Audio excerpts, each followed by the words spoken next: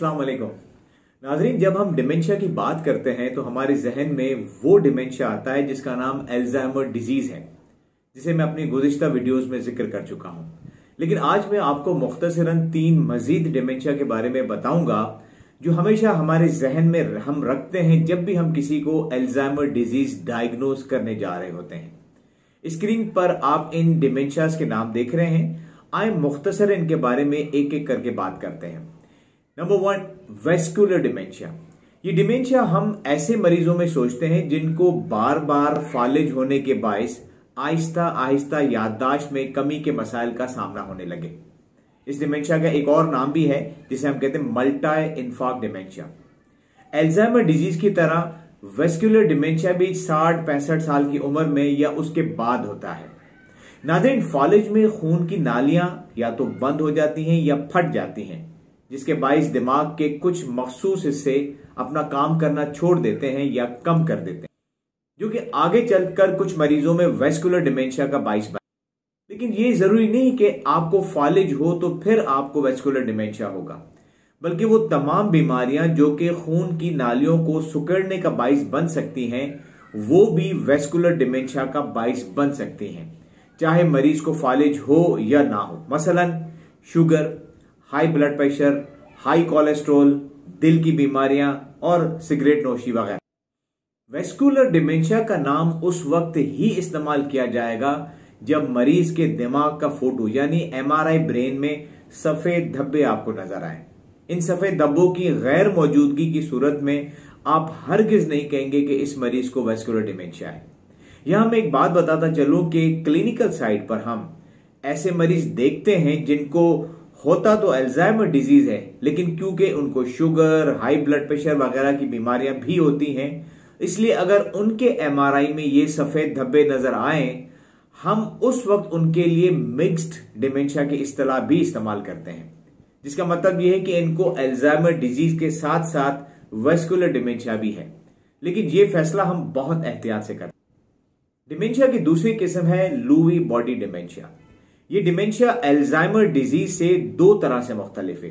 एक, Alzheimer disease की शुरुआत अमूमन 65 साल के बाद होती है, जबकि ये डिमेंशिया 50 साल की उम्र में देखा जाता है। दूसरी बात कि इसमें याददाश्त के मसाइल के साथ साथ 2 खास और अलामात भी मिलती हैं, जिसकी वजह से लूई बॉडी डिमेंशिया को 2 किस्मों में तकसीम किया। एक का नाम डिमेंशिया विद लूई बॉडी है, जिसमें मरीज को विजुअल हेलुसिनेशन होती है, यानी सिर्फ और सिर्फ मरीज को लोग, जानवर या मुख्तलिफ चीजें नजर आती हैं, लेकिन घर के दूसरे अफराद को उनमें से कुछ भी नजर नहीं आ रहा।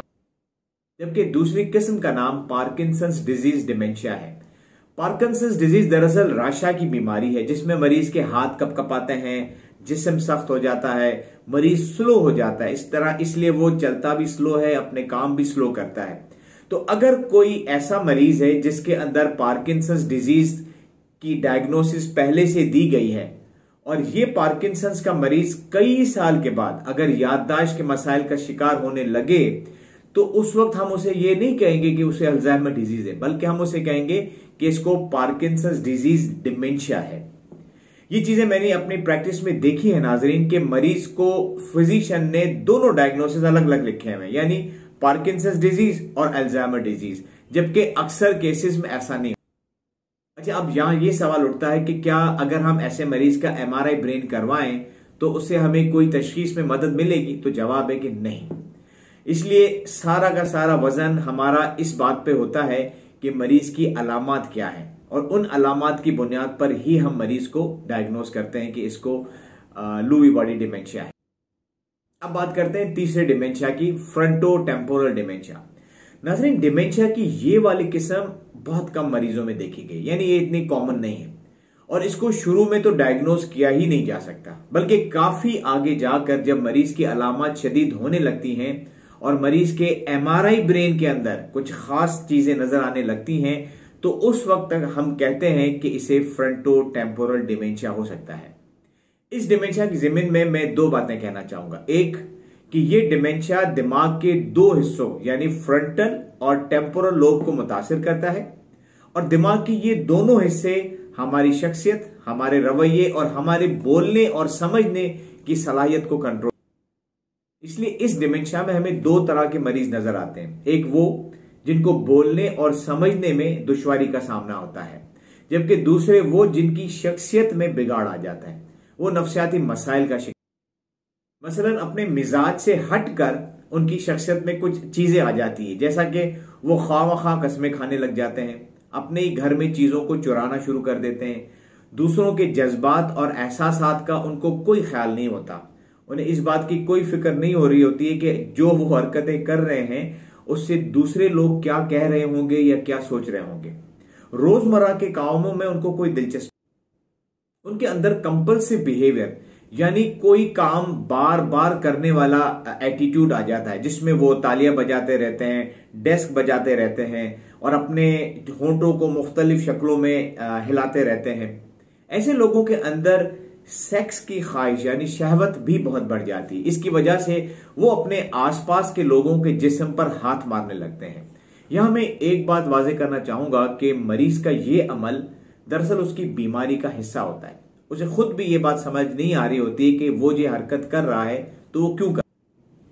और इस डिमेंशिया की दूसरी बात यह है कि अगर हम ऐसे मरीज का MRI ब्रेन करवाएं तो ज्यादा मरीजों में दिमाग का ये जो अगला हिस्सा है, जिसको मैंने फ्रंटल लोब का नाम दिया, वो सिकुड़ा हुआ होता है। इसलिए अगर कोई ऐसा मरीज है जिसमें ये अलामात मौजूद हैं और MRI ब्रेन के अंदर हमें फ्रंटल लोब सिकुड़ा हुआ मिलता है, तो इन दोनों चीजों को मिलाकर हम कह सकते हैं कि इस मरीज को फ्रंटोटेम्पोरल डिमेंशिया हो सकता है।